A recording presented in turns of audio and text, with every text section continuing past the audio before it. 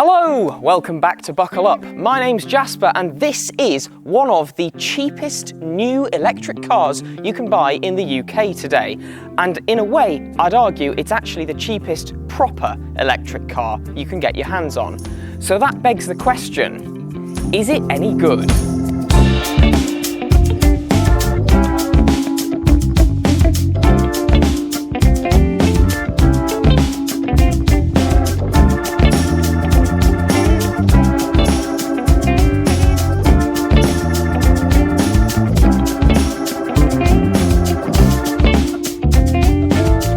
Let's start with some styling, which I think you can agree, whilst it is striking at the front, it is not necessarily overly pretty. It definitely has a rather unique outlook, but I'm not entirely sold on how the exterior of this car looks as a whole. I do think it does look pretty purposeful at the front with this large plastic section here and some body-coloured elements around it. You've got quite angry looking little headlamp clusters and your large silver BYD text at the front. This is the top spec car, so I have got a 360-degree camera system and I've also got LED headlamps. If you go for either of the two trim levels below this though, you just get halogen headlamps. LED daytime running lights, standard across all trims, and then yes, you've got a little bit of a bonnet with slight haunches over at the sides, and as you move down the side, you'll see some chunky cladding around your wheel arches with some nice little stylistic elements in it. That's the same at the front and the back. You've also got that element of blacked-in plastic styling at the base of the doors. You've got large door handles with keyless entry and go on all trim levels of this car, and then I also like this kind of floating roof. You've got a little diamond pattern in this C-pillar. It does make it look a little bit more premium, and you've got blacked-in B-pillars, and you've got, in this case, the 360-degree camera system. The base trim on the Dolphin Surf is the Active, and that comes with 15-inch alloy wheels. However, if you step up to the Boost or the Comfort, which this one is, you get these 16-inch alloy wheels, which do look pretty good. Up in my front quarter panel, I have got my charging flap.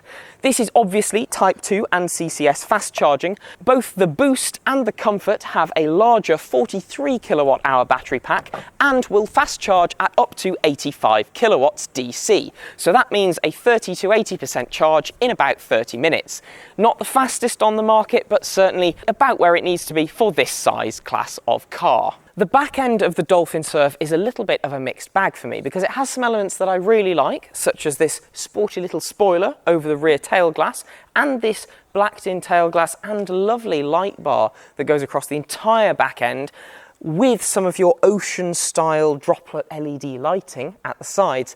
But then I don't like this bit. It's just a big old section of bodywork, and I forgot to mention, it's very yellow, isn't it? Other paint options are available, but the yellow is the base included free standard colour. So maybe think about upgrading that if you're not a fan of the high-vis yellow. Over here at the side, I've got Dolphin Surf badging. In other markets, this is called the Dolphin Mini, and it was also potentially going to be called the Seagull, but a bit of a negative connotation for seagulls in the UK, so Dolphin Surf it is. Black plastic bumper with a reversing camera, and good news, even if you don't go for the top spec, you get a reversing camera on all models. You only get the 360-degree camera on the top spec Comfort. You also get standard fit parking sensors, 3 of those. And then, yeah, I do actually quite like this lower section of the bumper. I think it's pretty stylish.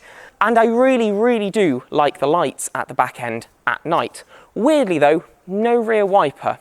I've not seen this screen get too dirty during my time with the vehicle, but it would be nicer to see a rear wiper on the back end. If we pop open the boot, you are greeted with 308 litres of boot space, which is actually impressive for this class of car and bigger than some of its rivals. Under the boot floor, you've got some extra storage space, which is really good for hiding your cables. They do all fit under there, which is very handy. And then in the boot, you do have 4 tie-down points, and that's it. No other features, no hooks, no lights, no 12-volt socket, 4 tie-down points, and that's your lot. Thank you very much. Let's have a look in the cabin. Step inside the Dolphin Surf and, well, you'd be hard-pressed to think that this car starts from just about £18,000. in the UK's market. The interior here is genuinely impressive for the price point, and not only that, it all feels really, really well assembled and surprisingly high in quality. On my seats, I've got lovely vegan leather. There are only 2 seats in the back here, but both come with Isofix points, which are really nicely accessible. And this leather is lovely. It's perforated. It's really well stitched. It looks great. There's two-tone effect. This interior looks like it could be from a car that cost another £10,000 to £15,000 more.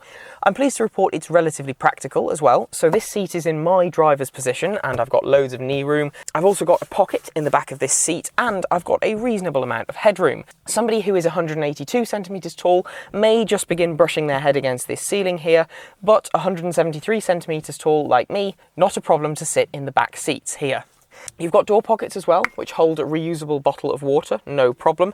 And then you've also got a cubby in between the front seats down there. No additional cup holders and no armrest here though. It's important to note that both of these 2 seats do fold. The door cards feel pretty premium. There is some harder plastic up at the top, but it is nicely textured. And then you've got some more soft touch elements and a nice squidgy armrest to put your elbow on. The floor of the cabin is completely flat. This being an EV using BYD's Blade battery technology means that essentially it's like a skateboard platform, so there's plenty of room for your feet, and 2 normal-sized adults will be completely fine for a journey back here. You've got hooks on the B-pillars for suit jackets, grab handles, and then, yeah, it's a little bit sparse, but hey, it starts at 18 grand, so you can't really whinge about too much, especially when the interior quality feels as good as this. Hop up front and it's more of the same. Obviously you've got the same kind of high quality materials on the door card, nice squidgy armrest and a nice dashboard as well. If I pop the ignition on, we can have a look at some of the other things that I've got in here. So I've got obviously BYD's kind of centerpiece touchscreen, which happens to be a rotating affair, and you can do that from a button here on the screen or a button on your steering wheel. This screen is the smallest one I've seen in a BYD model. It is still, however, a 10.1 inch touchscreen, and yes, it's quite premium and it's very slick to swipe through. It responds nice and quickly, which is a good thing because you do have to do quite a lot of menu diving in this car. More on that later though. One thing BYD consistently get right is interior quality and tactile elements of that interior. So I've got nice controls that are a rotary type interaction in the center. This is straight out of the Dolphin. I really liked it there. I really like it here. The air vents adjust nicely and feel quite premium. And then look at this steering wheel. It's got proper buttons and rotary controllers all over it, which are just really nice to use. It does feel pretty good. You've got vegan leather on the steering wheel, and then you've got some other nice bits throughout this interior. So I've got large door bins, which do take my reusable bottle of water. I've also got a pair of cup holders in the center. I don't think these are particularly good though, because they don't have anything to kind of grip a cup with, so stuff might rattle around in them.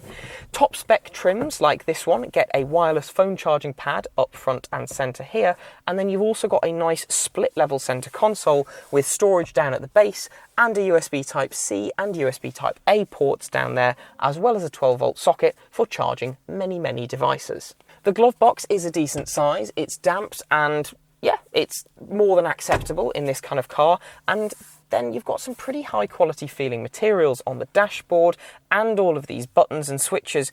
It just feels good. Now, when it comes to technology, it's a bit of a mixed bag because there's a lot of it, but some of it could be better integrated. I really like this digital cluster here. It's very simple. It displays exactly what you need to know, and it's very easy and clear to understand. The screen is a great piece of display technology. It swipes really nicely, but your climate controls are on here, which is normally okay if you've got automatic climate control.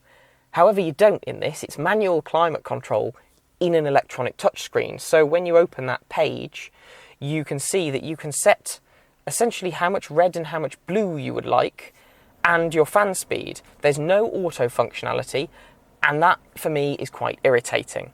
Now, you can at least change your climate temperature from any screen by using the 3-finger swipe that we've seen on other BYD models, but when I'm choosing between H1 to H8 and L9 to L1, it's just not as good as having a proper blue to red sliding scale there. And again, If I had auto climate control, that would just be so much better. You don't have to use this screen too much in the native BYD system because you've got wireless Apple CarPlay and Android Auto, which just make it very easy to use proper navigation and an interface you're more familiar with. You do, however, you need to use the BYD settings for this to turn off some of the ADAS systems. So if I pop that open, you'll see that it's BYD's classic kind of settings, which is loads and loads of different menu pages, and not everything you want to turn off is in the same place. So some of the stuff is under ADAS and your safety assist section, and then some of it, like the driver monitoring system, which sits up here, is in a different section about the vehicle and cabin perception, which is the most stupidly named section of a menu I've come across in a car so far. Thankfully, for stuff like the audible section of the speed limit warning, if you want to turn that off, there's a quick swipe down menu which you can do with a single tap, and that is at least good. On the whole though, I really like this interior, and once you've figured out where stuff is in this menu system, it is pretty easy to navigate through, and obviously if you're using your native smartphone integration, you're kind of sorted, aren't you? Weirdly though, you can't have your smartphone displayed if you've got the display in portrait mode, because they don't support split screen with Apple CarPlay at the top and then their own system at the bottom. That would be too convenient. So if you tap Apple CarPlay, it spins straight back round. I think though it's time to take the Dolphin Surf out for a drive and see what it's like on the open road.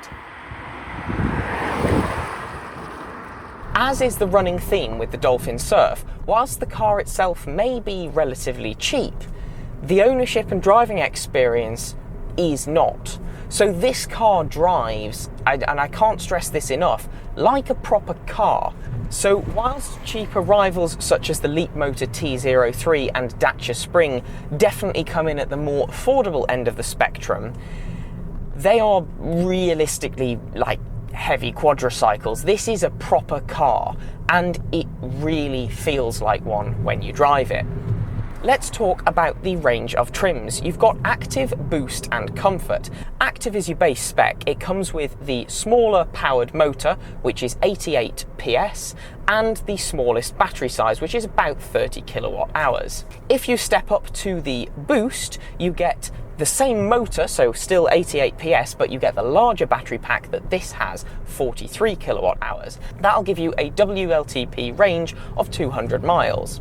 If you go for the Comfort, which is weirdly more powerful than the Boost, but that's BYD's trim levels, you get a much more powerful motor, 156 PS. And that's not to be sniffed at, because that means that where your Boost does 0 to 62 miles an hour in a rather leisurely 12.1 seconds, this does it in 9.1. The good news as well is that whilst it's a cheap car, it doesn't drive like one, so the ride is very well composed, the suspension's pretty good.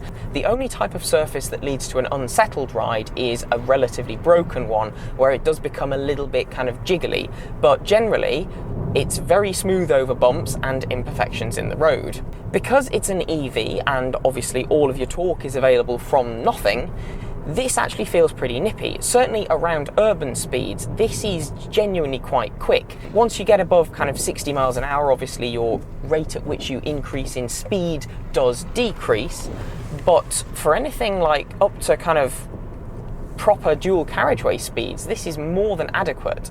Throttle response is good, it feels pretty pokey. The only thing that is quite a letdown is the brake pedal. It's quite a mushy feel, and then they've not got the transition between regen and friction braking right, so it does sometimes lurch if you're really gentle with your application of the brakes as the regen stops, but there's a dead zone before the friction brakes start. Once you've pushed harder though, it does stop relatively well. It's just there's still not that much feeling under your right foot when braking. The steering's actually pleasantly good. I've put the steering weight in its sport mode because that's heavier. There is a little bit of numbness, like with any EV, but it's actually okay when it comes to a little bit of feedback through to your hands, and certainly it weights up very nicely when you put it in sport mode. You've got 3 different drive modes. You've got Eco, Normal and Sport. I must confess, I've spent most of this week driving this around in Sport mode because I am, at heart, a child. And yeah, it's quite good when it's in Sport mode. It picks up nicely, the throttle response is pretty sharp, it does drive very well. The other bit of the drive that this does really well is efficiency. So WLTP claimed range for this model is about 193 miles, which means I need to see a WLTP efficiency of about 3.9 miles per kilowatt hour. The cumulative efficiency that this car has done over nearly 1,600 miles is 4.2 miles per kilowatt hour. So that's beating its WLTP efficiency.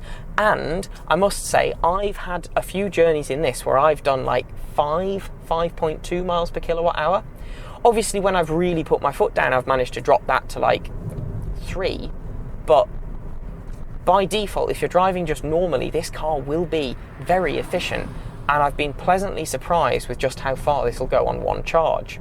This has an LFP battery, the Blade battery system that BYD have come up with, which means it's pretty rigid. It's part of the structural integrity of the car. It feels very solid, very dependable, and because it's an LFP battery, it's one that you can charge to 100% much more often without suffering as much battery degradation as you might with some other battery chemistries.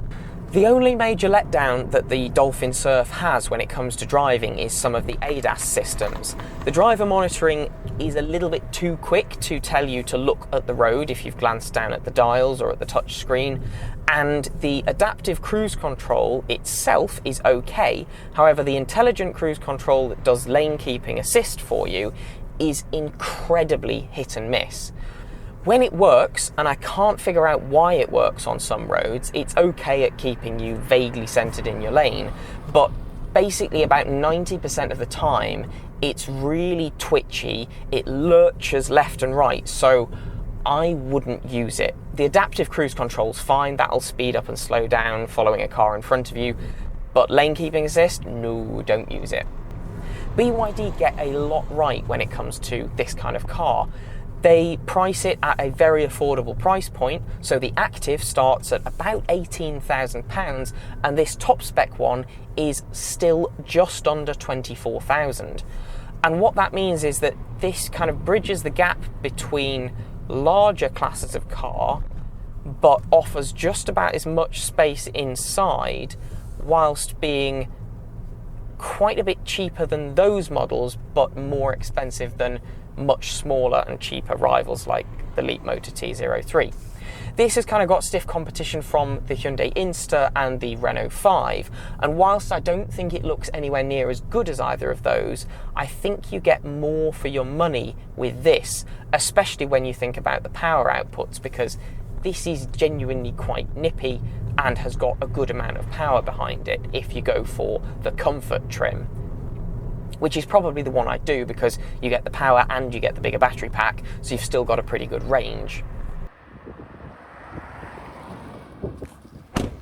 Well, to sum it up then, yes, the Dolphin Surf absolutely is worth you taking a look at if you're in the market for a small EV.